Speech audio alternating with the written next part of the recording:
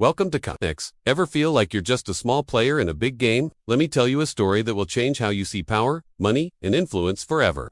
Picture this. It's the early 1400s. Florence, down a cramped, muddy alley. A young man is hunched over, carefully counting a small pile of coins. He's got no sprawling estates, no fancy titles, no drop of royal blood in his veins. All he inherited was his father's tiny bank and a crushing mountain of debt left behind by his clients. To everyone else, he was just another merchant's son, destined to disappear into the noise of the city. That young man was Cosimo de Medici. Now, fast forward 50 years, that same man, without ever wearing a crown or commanding an army, held the strings of Europe in his hands. Popes in Rome, kings in France, powerful dukes across Italy, they all moved to his rhythm. How did he do it?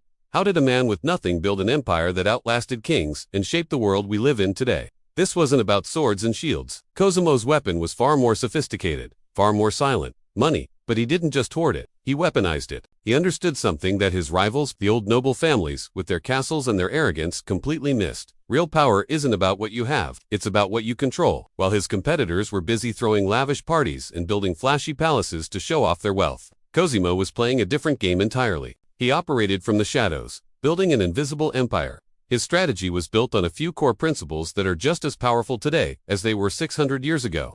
First, absolute privacy. Cosimo never flaunted his wealth.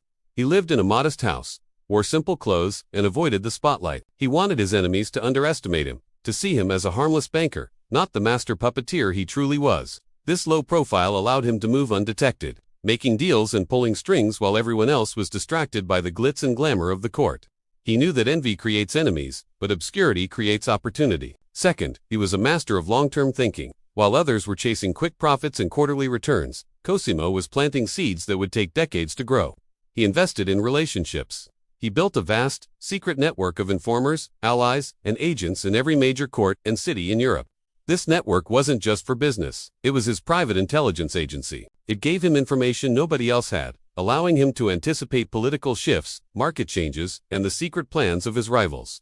He wasn't just playing chess, he was designing the entire board. And here's the genius part. His most devastating weapon was lending. When a powerful lord, or even the Pope, needed cash, they came to the Medici Bank. Cosimo would gladly lend them enormous sums. On the surface, he was just a helpful financier. But in reality, he was putting golden chains on them. Once they were in his debt, they were under his control. He could subtly influence their decisions, demand political favors, or, if they turned against him, he could simply call in the loan and watch their world crumble. He destroyed his enemies not with a dagger in the back, but with an entry in a ledger. Financial ruin was a far more permanent and terrifying fate than a battlefield defeat.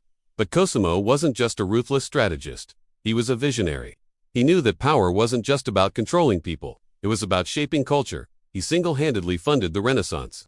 Think about it. The incredible art of Michelangelo, the architectural genius of Brunelleschi, who built the magnificent dome of Florence's cathedral. Much of it was paid for by Medici gold. He wasn't just buying pretty paintings, he was investing in talent, in ideas, in the future. By patronizing the greatest artists and thinkers of his age, he turned Florence into the cultural capital of the world and cemented his family's legacy for centuries.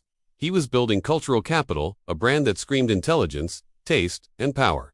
This wasn't charity, it was the ultimate power move. So, what can we learn from Cosimo's playbook in 2025? Everything. His principles are timeless. Think about it. Absolute privacy in an age of oversharing. Long-term strategic thinking in a world obsessed with instant gratification. And most importantly, investing in talent and ideas, not just material things. Cosimo de Medici proved that you don't need a title or an army to change the world. You need a vision, a network, and the discipline to play the long game.